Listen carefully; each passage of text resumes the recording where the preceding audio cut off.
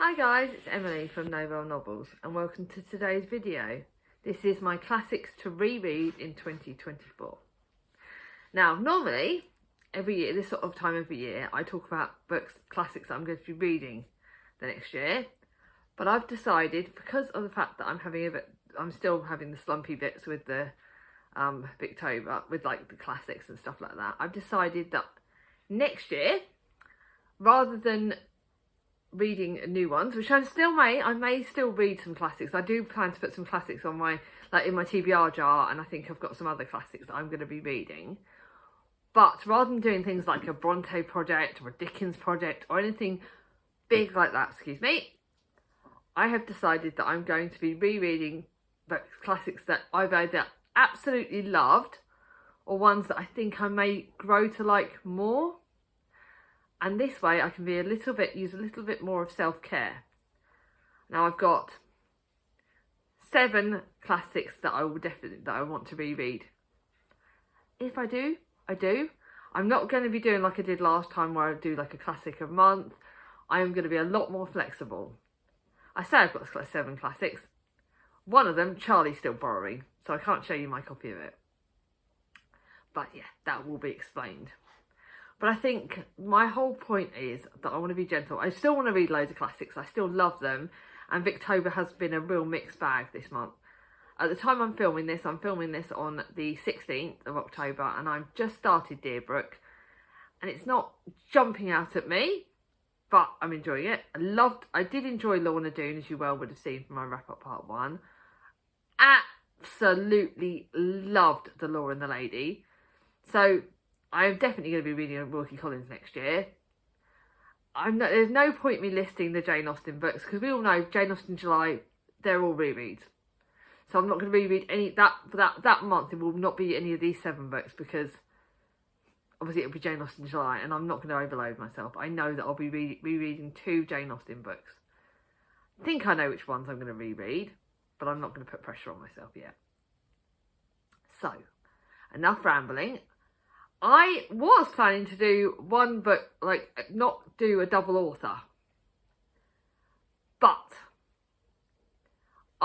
when I was doing some of the classic tags and when I've been doing some of my Victorian history, going forward, by the way, I am cheating and doing the Victorian literature tag thingy in November. So I'm keeping going the Victober feeling in November, because Ross from Scully Langdon about the books, Katie tagged me into the Victorian literature tag. I'm going to be doing that in November. That's another heads up. I'm keeping Victober going a bit longer. But yeah, enough rambling. Let me show you the classics that I will be rereading. They're not all Victorian classics, but they are all classics that have had an impact on me and I want to reread them. The first one is one of my first ever classics, and that's Mary Barton by Elizabeth Gaskell. This technically won't count on my rereads, because this is my own copy, and the first time I read Mary Barton, it was from the library, and I've got a sticker on it. The first time I read Mary Barton, it was from the library, and it was when I used to use my library a lot, which I do need to get to, I know, Alice. And this was actually one of my, apart from Lois and the Witch, this was my first real Elizabeth Gaskell, and I absolutely loved it. I remember the first time I read it, I think it did get a good star rating. I really did enjoy it, and it was about, obviously, I remember this confused me a bit, because it's about when John Barton's wife dies in childhood, his daughter Mary becomes the light of his hearth, the voice of his otherwise silent home. And Mary Barton is also named after her mother, and I remember getting confused by that the first time. And she's silently adorned by Jem Wilson, with whom she knows since childhood, and yet she's determined to break away from the poverty of her father and everything, so she gets up with Harry Carlson, the son of a rich mill owner who represents everything John Barton abhors. And then it's all about the class divides again. It's very much about the class and very much about Mary Barton, and I remember absolutely loving this, and I want to reread it. So my plan will be, I think in January, this is already, because I've got 2 Gaskells, I'm going to read this at the start and then the other classic, the other Barton towards the end. So I'm not like completely overwhelmed. And Sweets decided to sit on the blanket right where I was going to put the books. So my other Elizabeth Gaskell is North and South. And at the moment, I think that it was torn between this being my favourite Elizabeth Gaskell or Wives and Daughters, which I read more recently. But I read this quite a good 2 or 3 years ago. I read this with Ange and some other booktubers, and this is about Mrs. Gaskell's finest novel. So this was literally North and South, the North and South divide, the cultural divide.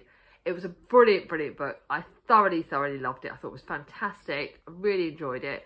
Yes, so many people bloody die in this book. I remember people dying by the clappers. And sorry, I've got a bit of a cold. And then Margaret is compelled to move from Hellstone. So we already know she moves from the south to the north. And this does talk a lot about the cultural divide. It talks about a lot about the Manchester. She encounters John Thornton. By the way, what is it with the name John? John Barton in this, John Thornton in this. It was obviously a popular name in the time. And John Thornton's the sort of romancy element we know. And he's a mill owner, I think. Is he a mill owner? It's about the Industrial Rebellion. We all know about this book. If you don't know, you know, it is bloody brilliant. It was thoroughly loved. It's like just over 500 pages. I remember thinking this was like big at the time. In comparison to some of the other classics I've read, this isn't that big. But it was one that had an impact on me. It was one that really got me into loving Gaskell again. Both of these I loved. Both these are stunning and I love them. So I really want to reread them. So I'm going to do one at the start of the year, obviously Mary Barton, and the other one towards the end. Then, because of the fact that the Dickens journey this year has gone tits up, let's be honest. I didn't finish it all. I didn't read all of them. I didn't read The Odd Curiosity Shop. No, I read The Odd Curiosity Shop, but I didn't read one of them. I can't remember which one I didn't read. Dombey and Son, and I didn't read another one. So, yeah, it went tits up this year. So I thought I would go back and read one of the Dickens that I loved. I think this year I'm going to reread Great Expectations, and then the year after I may reread, God, I'm planning way too far in advance, David Copperfield. But Great Expectations, I loved it the first time I read it. It was absolutely brilliant. I think that's Charlie's one. It's not too long. It's only like just over 400 pages. I got this gorgeous edition from Baz Books. It's a Wordsworth Classics edition, which I bloody love. You know it's an edition I love. And I remember absolutely loving Great Expectations the first time I read it. It was considered to be Dickens' finest novel. To me, it really is. It's one of the best ones ever. It talks about the orphan Pip, who, from a boy of shallow dreams to a man with depth of character. And then you've obviously got the lovely Joe Gadgery, who we loved, the eccentric Miss Havisham we loved, her beautiful warder Stella, who's a bit weird, good-hearted roommate Herbert Pocket.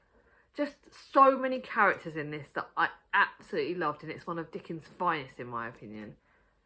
And yeah, why not go back to what I love and remember why I love Dickens, and then hopefully I can try the other books that I've got by him when I'm feeling a bit stronger and when I'm feeling like I can take classics a bit more.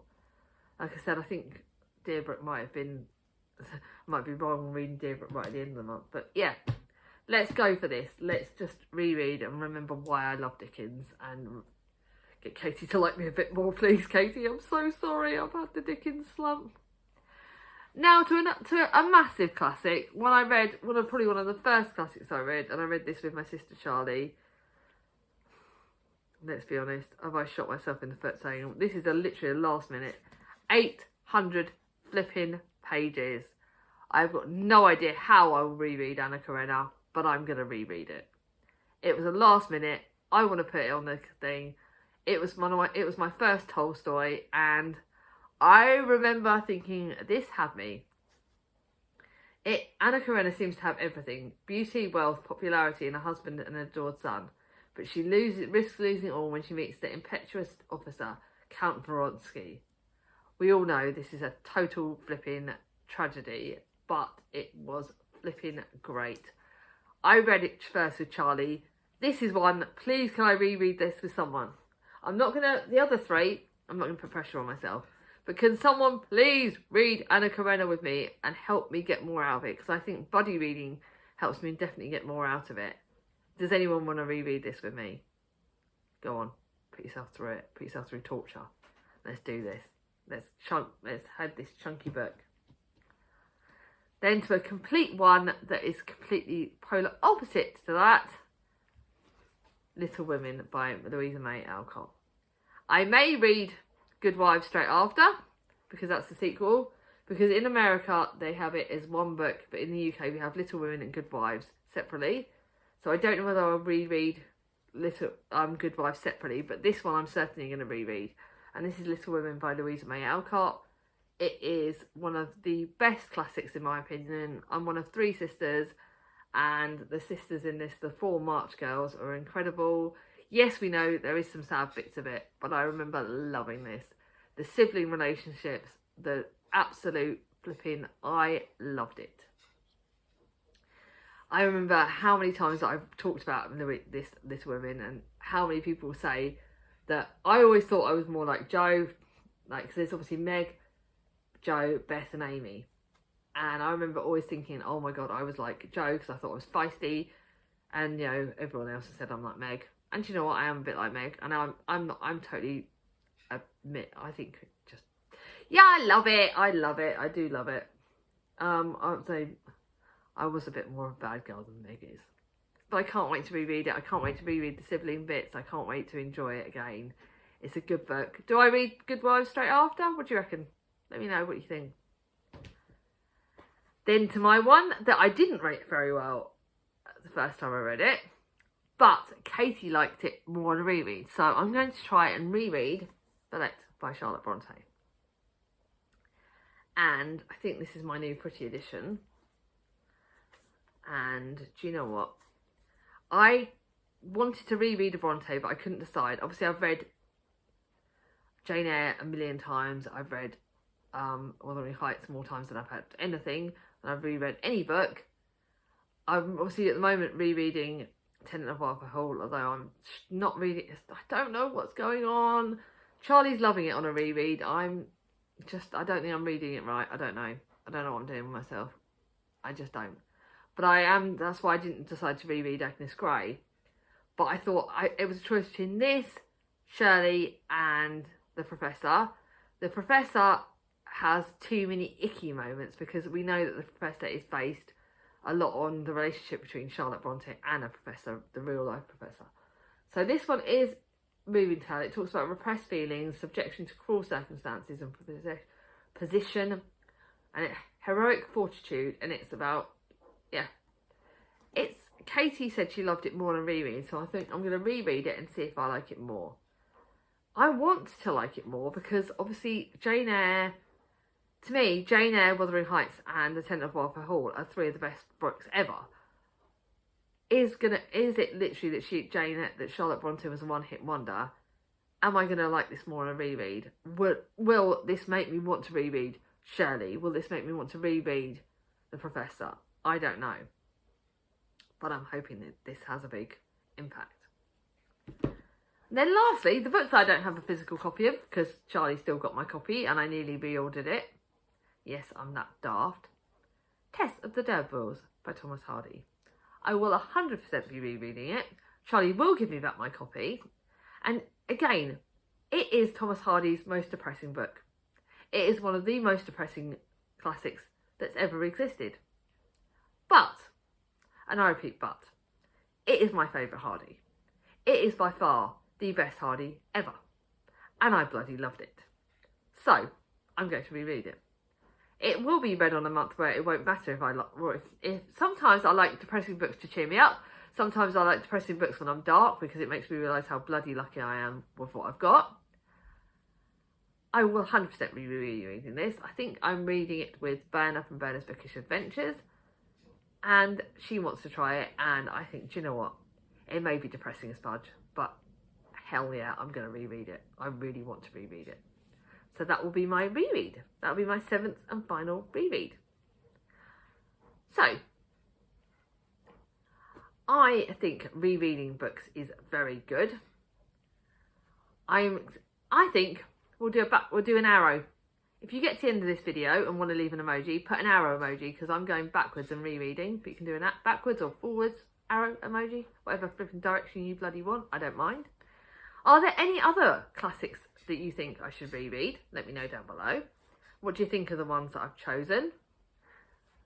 Let me know. I'd love to know.